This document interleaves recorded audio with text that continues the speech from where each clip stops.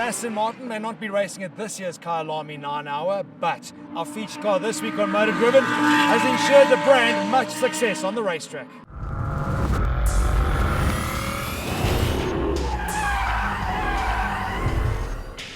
It's been a busy year in the press for Aston Martin, dominated of course by the Lance Stroll buyout, the announcement of the team returning as a works team to Formula One next year, and most recently the signing of 4-time world champion Sebastian Vettel. But this year also marked a massive departure from the Grand Tourer norm for this 107-year-old company, with the production of this, their very first ever SUV, the DBX.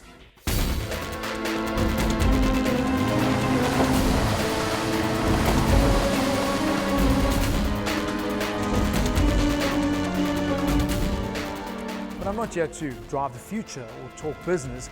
I'm here to reconnect with the heritage, to drive the modern day versions of those iconic cars that are Aston Martin, the DB.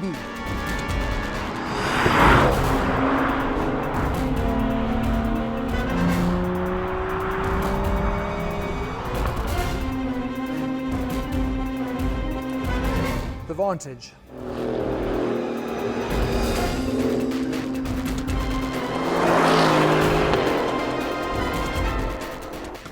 And the DBS.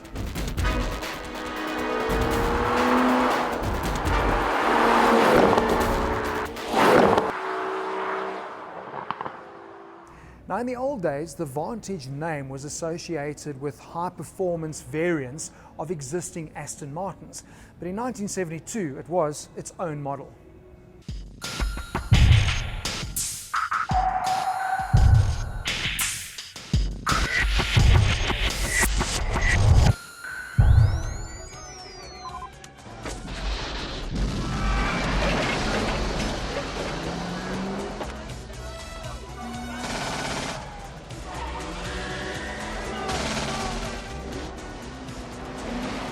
The modern Vantage is positioned differently. It's lean, agile, more focused. It's less traditional GT and rather targeting a new buyer, someone who would naturally gravitate to, say, a 911. But to be honest, they didn't have a chance considering that the previous generation was around for 12 years. But that all changed when this rolled off the production line at Gaydon in 2018. Using the same Mercedes-sourced powertrain and infotainment tech that you get in the DB11 V8, and crucially also running on that same brilliant chassis.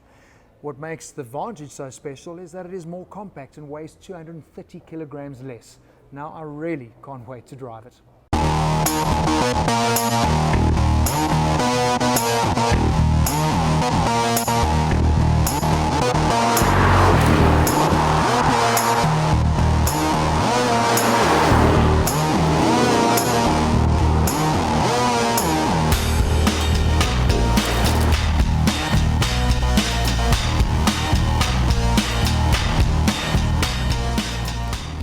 I'd like to start by saying that this is not the ideal environment to be enjoying my first Vantage drive, puttering along in traffic, going from traffic light to traffic light. But I suppose it does give me a unique opportunity to comment on just how user-friendly is the new Vantage as a daily driver.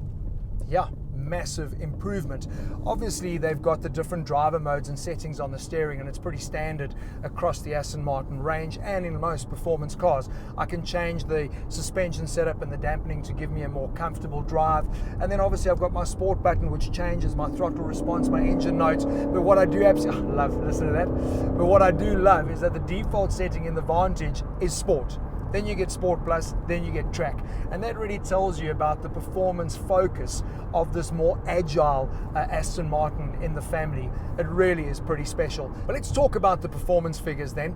Obviously the Mercedes-sourced 4-litre twin-turbo V8 engine that's producing 375 kilowatts, 685 Newton meters. I mean, that is really impressive. And it's driven via an 8-speed rear-mounted ZF transmission, which is pretty standard across the Aston Martin family now. What I really do like about this gearbox, it was probably the biggest bugbear that I had with the previous generation, is that in your daily drive, it was a little bit clunky for me. This is super smooth and intuitive driving on the highway, but wow, the best part is if I need to deliver the track personality, it's going to do that, and it is super quick and brisk on the down and up change with the paddles. Really nice.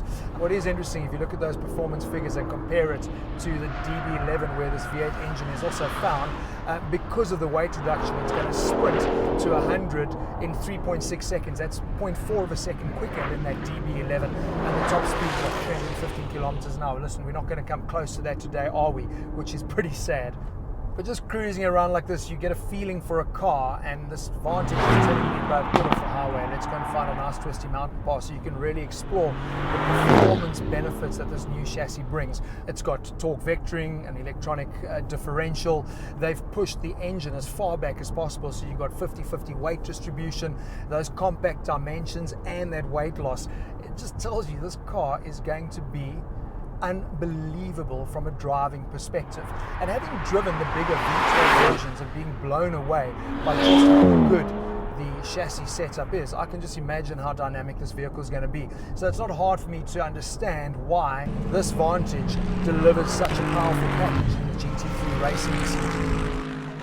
Now the interior is pretty different to what you're going to find in the rest of the Aston Martin lineup, because obviously it's missing the extra 2 seats. This isn't GT focused. But what for me is a personal thing, I just find it quite busy. There are lots of buttons, it feels quite clumsy and in a way perhaps intimidating.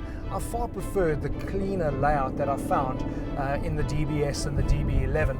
But having said that, the fit and finish and the quality of the materials, well, yeah, that's on a par. No disappointment there. My favorite thing, I absolutely love this squared up top and bottom steering wheel. It's like, you know, the new wheels you see with the Formula One drivers. Really, really cool.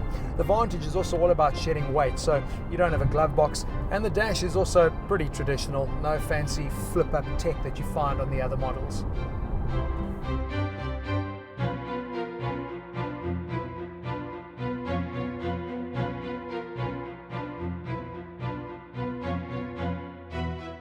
They've also given the Vantage the AMR treatment. They've made just 200 of them, but this is the part I really like. They come with a dogleg 7-speed manual transmission with rev synchro match, and you can actually flat shift the thing, which is incredible. It's got a mechanical limited slip diff, carbon ceramic brakes, and they've managed to shed another 100 kilograms off that base weight. What is that I heard you say? Collectors, exactly. But what is available in South Africa right now is the Vantage Coupe as well as the Roadster, and the prices displayed are the base prices.